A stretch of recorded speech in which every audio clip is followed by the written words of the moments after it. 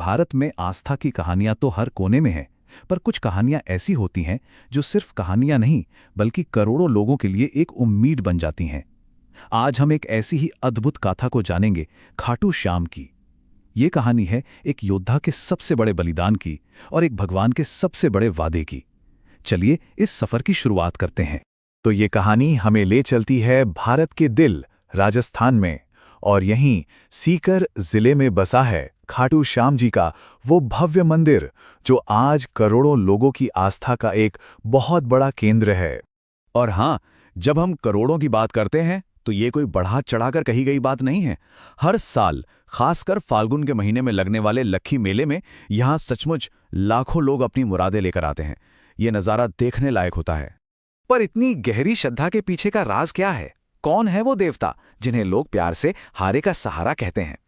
इस सवाल का जवाब हमें एक बहुत ही पुरानी महाभारत काल की कथा में मिलता है। तो चलिए इस रहस्य को जानने के लिए हम सीधे चलते हैं महाभारत के दौर में और मिलते हैं एक ऐसे महान योद्धा से जिनका नाम था बर्बरीक। अच्छा, बर्बरीक का वंश ही अपने आप में एक्स्ट्रॉर्डिनरी था। जरा सोचिए, वो कोई और नहीं बल्कि महाबली पांडव भीम के पोते थे और पराक्रमी घटोत्कच के बेटे। मतलब ऐसी विरासत के साथ इसमें कोई हैरानी की बात नहीं कि वो बचपन से ही एक जबरदस्त योद्धा थे। लेकिन उनकी असली ताकत का राज कुछ और ही था। उन्हें भगवान शिव से 3 ऐसे चमत्कारी बाण मिले थे जो कभी खाली नहीं जाते थे। देखिए, ये कोई मामूली तीर नहीं थे। इनमें इतनी शक्ति थी कि बर्बरीक अकेले ही पलक झपकते ही किसी भी जंग का पासा पलट सकते थे। इस अपार शक्ति के साथ साथ बर्बरीक ने अपनी मां को एक वचन भी दिया था। वचन ये था कि वो हमेशा युद्ध में हारने वाली यानी कमजोर साइड का ही साथ देंगे। और यही वचन आगे चलकर उनकी कहानी का सबसे बड़ा टर्निंग पॉइंट बना।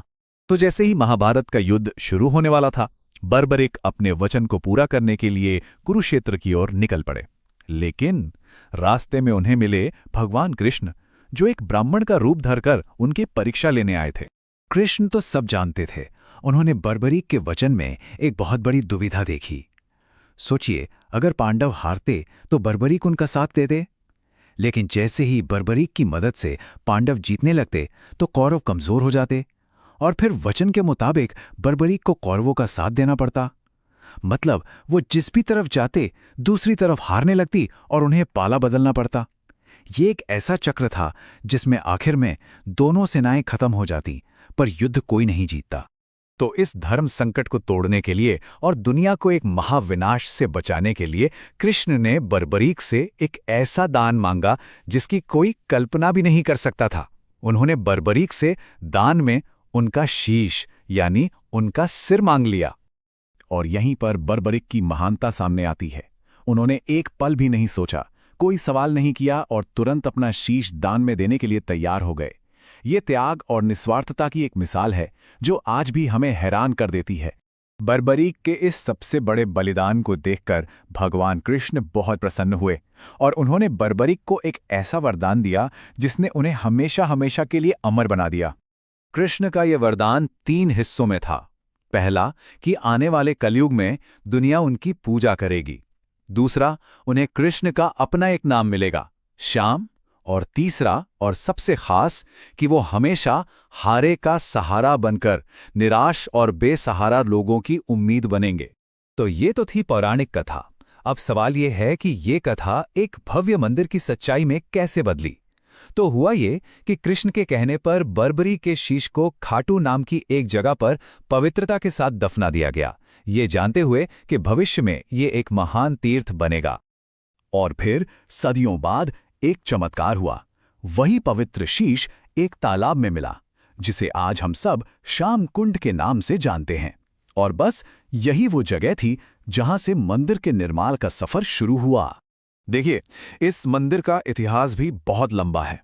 शीश मिलने के बाद सन 1927 में राजा रूप सिंह चौहान ने सपने में मिले एक दिव्य आदेश पर यहां पहला मंदिर बनवाया।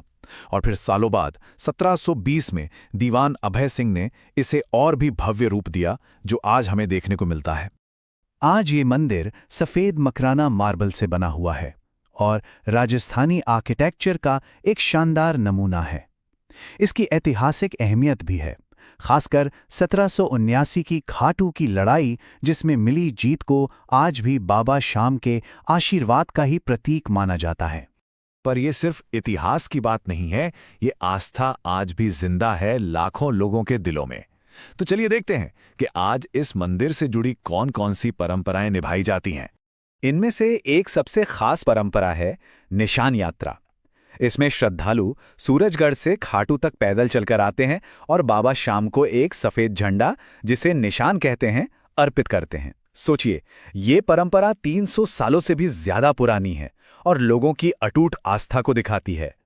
और फिर आता है साल का सबसे बड़ा उत्सव, विश्व प्रसिद्ध लक्खी मेला। ये फाल्गुन के महीने में होता है और इस दौरान यहाँ देश विदेश से इतने लोग आते हैं कि यह दुनिया के सबसे बड़े धार्मिक मेलों में से एक बन जाता है। अब जरा सोचिए, इतने लाखों लोगों की भीड़ को संभालना कोई आसान काम नहीं है। और यहीं पर श्री श्याम मंदिर कमेटी का काम सामने आता है। ये कमेटी आस्था और आज के आधुनिक मैनेजमेंट के बीच एक शानदार संतुलन बनाती है। चाहे वो बड़े बड़े क्यू कॉम्प्लेक्सेस हों, सीसीटीवी से निगरानी हो या फिर पीने के साफ पानी और रुकने की व्यवस्था हो, हर चीज का मकसद एक ही है कि हर भक्त का अनुभव आसान और सुरक्षित हो।